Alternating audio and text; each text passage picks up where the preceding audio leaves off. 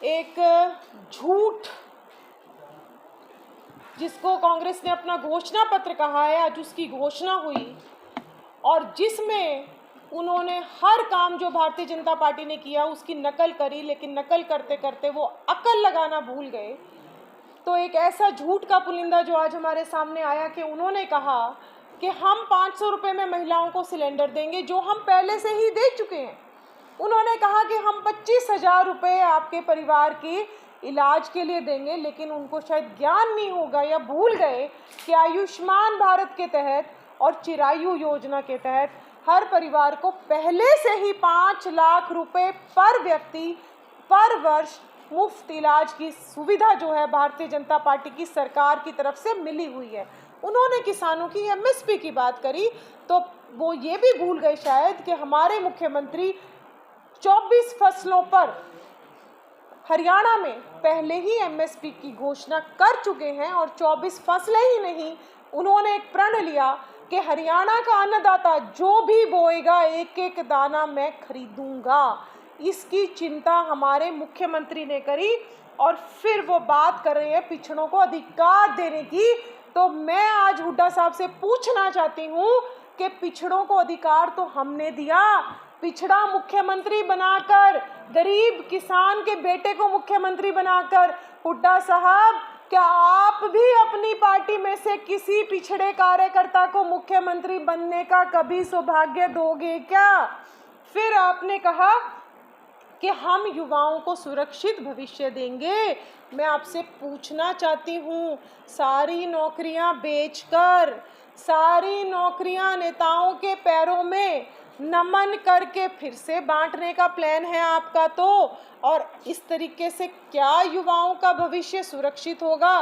पहली बार भारतीय जनता पार्टी की सरकार ने पिछले 10 वर्षों में ये सुनिश्चित किया कि एक भी नौकरी अगर किसी को युवा को मिलेगी तो ईमानदारी के आधार पर मिलेगी। एक पारदर्शी व्यवस्था भारतीय जनता पार्टी की सरकार ने हरियाणा में बनाई और इससे सुरक्षित भविष्य आज युवाओं का कोई भी सरकार भारतीय जनता पार्टी के अलावा दे नहीं सकती। और आपने कहा 500 रुपये में सिलेंडर देंगे। अरे जो पहले से ही मिल रहा है उसको आप आके क्या परिवर्तित करेंगे? हम तो दे रहे हैं, आप कह रहे हो कि हम देंगे, तो कुछ तो दिमाग लगा लेते। ये है कांग्रेस का झूठ का पुलिंदा। और कल और जो महिलाओं की सशक्तिकरण की बात आप हुड्डा साहब करते हो तो 50% महिलाओं को हरियाणा में पंचायती राज में आरक्षण किसने दिया? भारतीय जनता पार्टी ने।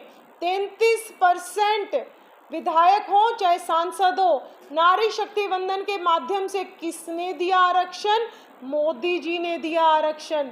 आज हरियाणा में 60,000 सेल्फ हेल्प ग्रुप के माध्यम से 6 लाख परिवारों को, 6 लाख बहनों को अपने पैरों पर खड़ा होने का, स्वावलंबी बनने का जो योजना थी वो कौन लेकर आया? वो भारतीय जनता पार्टी लेकर आई। आज 1 करोड़ से ज़्यादा बहनें पूरे भारत में लखपति दीदी बनी हैं और बहनें सम्मान के साथ अपना जीवन जी रही हैं।